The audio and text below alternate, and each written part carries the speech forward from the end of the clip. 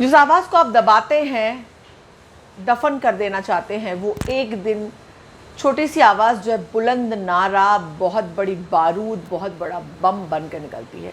जी हाँ, शेखर सुमन ने साहिर लुधियानवी के शेर के साथ बहुत ही खूबसूरती से इस बात को बयान किया है कैसे बॉलीवुड ने इतने दिनों से दबा कर रखे थे वो सारे पाप जो उखड़ कर निकल कर बाहर आ गए हैं।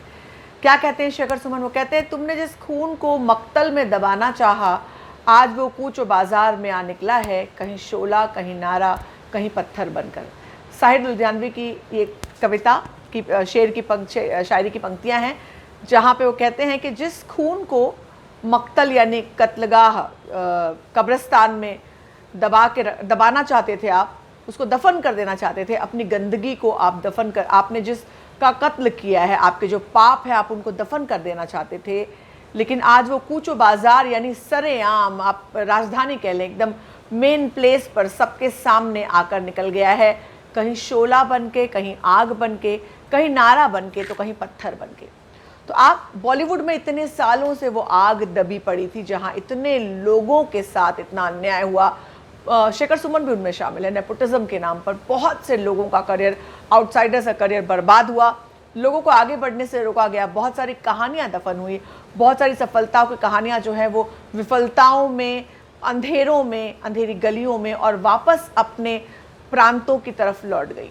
ऐसी कहानियां जो कभी किसी के सामने आई ही नहीं, ऐसे किस्से जो सिर्फ छोटी मोटी सुर्खियां बटोरते रहे और लोगों ने उन पर तवज्जो नहीं दी।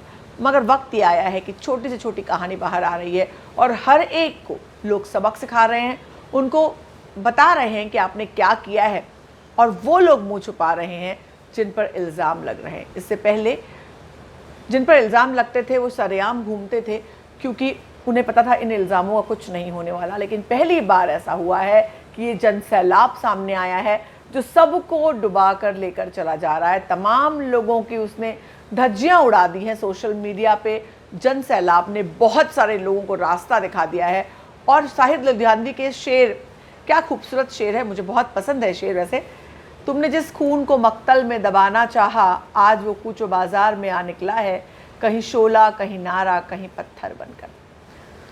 तो जो चीज़, जो आवाज़, जो पाप छुपाए और दबाए जाते हैं वो उभर कर बाहर आते हैं, और जब बाहर आते हैं तो इस तरह से आते हैं कि वो बस आ जाते हैं, आप उनको दबा नहीं पाते। सबको पता चलता है कि हाँ, ये है, अब जो शोला है, शबनम है, सैलाब है, इनको दबाया गया था, बहुत सालों से कुचला गया था, बहुत सालों से रोका गया था।